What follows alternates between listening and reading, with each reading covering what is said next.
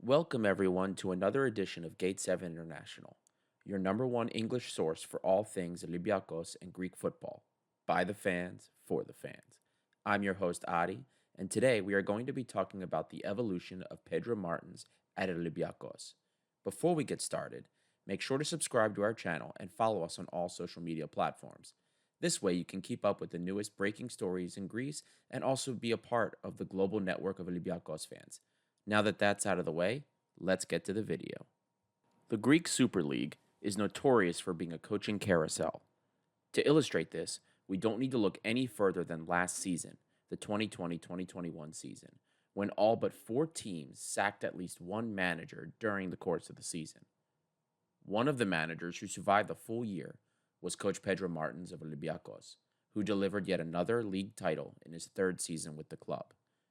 Now on his 4th season, he has set an all-time record for the longest tenured manager in the history of Olympiakos, having eclipsed Dusan Bajevic's tenure of 3 years and 4 months.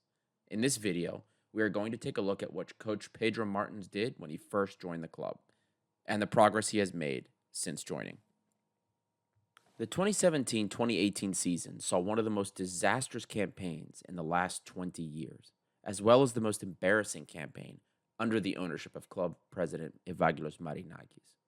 Then Olympiakos coach Besnik Hazi was fired after only 3 months in charge when he went 4 straight games in the Greek Super League without a win. Adding to the club's misery, Hazi had the 2nd most expensive transfer budget under the Marinakis ownership following the blockbuster sale of Panagiotis Retsos to Bayer Leverkusen. As a side note, Coach Pedro Martins has not had the same level transfer budget in any of his 4 summer windows at Olympiakos. After 4 coaches, a 3rd-place finish, and a humiliatingly winless Champions League campaign, Olympiakos would find its savior in Coach Pedro Martins on July 1st, 2018. Olympiakos' newest manager had a great reputation from Portugal, but what are you supposed to do with the shambles of a team that he inherited?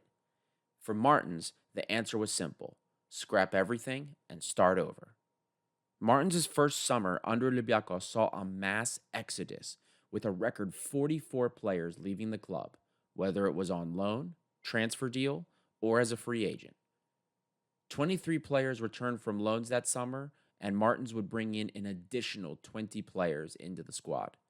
Some notable additions during the summer were goalkeeper Jose Sa, on loan from Porto, promising Ghanaian midfielder Mari Gamara, defensive midfielder Guilherme, returning Greek midfielder Andreas Bouchalakis, and the dazzling winger Daniel Podense. From the get-go, Coach Martins would stick to a 4-2-3-1 with a high press in Greece, yet balanced in Europa League competition.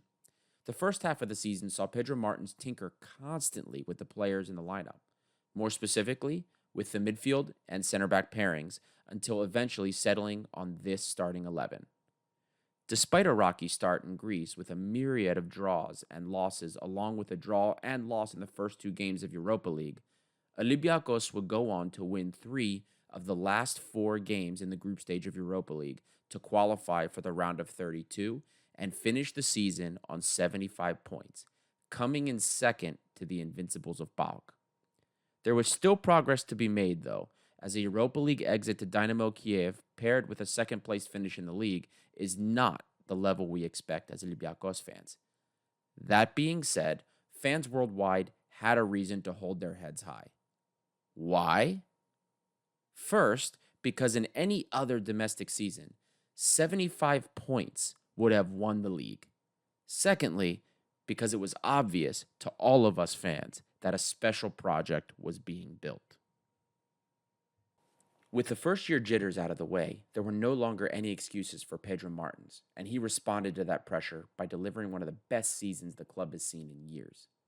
Highlighted by a continuance of the 4-2-3-1, attractive football, a never-give-up attitude, and a relentless pressing scheme, it was a campaign that made dreamers out of all of us. The campaign started with a bang over the summer in Champions League qualifiers.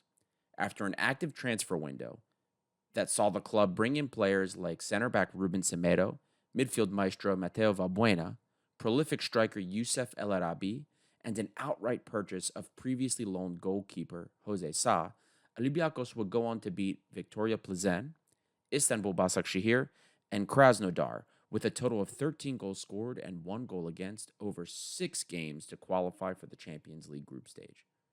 Unfortunately, Olympiakos would draw 2 European heavyweights in Tottenham and Bayern Munich, dashing many of the Olympiakos faithful's hopes in a successful campaign. Even though we would fail to beat Tottenham and Bayern Munich, fans were delighted to see the never-say-die attitude of this Olympiakos team after coming back from 2-0 down against Tottenham to draw them level in Game 1 and going toe-to-toe with Bayern Munich. Olympiakos would go on to finish the group stage with 1 win, 1 draw, and 4 losses, securing a trip to the Europa League knockouts. But the performances against Europe's heavyweights made Olympiakos fans worldwide dream of new heights for the club. An invincible first half of the season, followed by impressive performances in the group stage, had most Trilos fans confident going into the Europa League knockout draw. When Olympiakos drew Arsenal, red and white fans would again feel a dagger of dismay upon drawing another European heavyweight. Matters were seen to be made worse after Olympiakos sold its star winger, Daniel Podence, to English club Wolverhampton Wanderers, also known as Wolves. But what they did not know is that this would lead to one of the most unforgettable European nights in recent history. Olympiakos would fall to Arsenal in a tight match at the Karaiskaki Stadium in Piraeus after an 81st minute goal by Lacazette, setting up a worst-case horror scenario for the club, needing a win in London. The second leg would prove no different in difficulty than the first. No shortage of shots and opportunities would separate the two clubs in the first half of play. But 8 minutes into the second half, Pape Cisse would breathe hope and life into Olympiakos after charging into the box to connect with a Valbuena corner kick to bring the red and whites level on aggregate. Regular time would finish in London 1-1 on aggregate score with extra time coming. Extra time would remain a tight contest until Arsenal's Gabonese striker Pierre-Emerick Aubameyang scores with a bicycle kick in the 113th minute, all but dashing Olympiakos' hopes of advancing. Red and white fans worldwide were about to shut off their streams when, in the last corner kick of the game, Yorgos Masouras collects a pass from right-back Omar El Abdellaoui and plays across into the killer Youssef El Arabi to not only bring the game level, but secure the away goal advantage for Olympiakos and its advancement into the round of 16. Olympiakos fans around the world could be heard screaming in jubilation at the miracle that unfolded before them. Our Europa League run ended in the following round against Daniel Podence's Wolves, but beating Arsenal in the Emirates for the whole world to see felt like a triumphant signal to the rest of the footballing world that Olympiakos were an up-and-coming team in Europe once again. The results following COVID summer would represent the peak of Pedro Martins' current tenure at Olympiakos. Pedro's third season at Olympiakos would begin with the weirdest summer in football history. The COVID-19 outbreak would force a delay and extension of the transfer window, as well as major rule changes for European football regarding substitutions and COVID protocol. After selling the likes of Kostas Tsimikas, Guilherme, and failing to renew captain Omar El Abdellaoui, Martins would bolster the squad with new signings such as defensive midfielder Jan Villa from Saint Etienne, right-back and ex-Bayern Munich star Rafinha from Flamengo, and a return of Jose Jolebas at left-back. The resulting squad changes, along with COVID, would lead Pedro Martins to make various scheme adjustments. Martins would continue to make adjustments between the 4-4-2 and the 4-3-3, primarily in the first half of the season. Unfortunately, the team's performances would not continue the trend of the previous 2 years. Although we would go unbeaten in the first half of the season, Olympiakos would lose 5 of its 6 group stage matches in the Champions League. Despite a similar pressing scheme, a lack of overlapping wing play and a more static possession scheme, a lack of fitness from COVID summer, would see an Olympiakos dazzle a little bit less. Winter reinforcements would be brought in, but those transfers would not be enough when Olympiakos would meet Arsenal in the round of 16 in Europa League.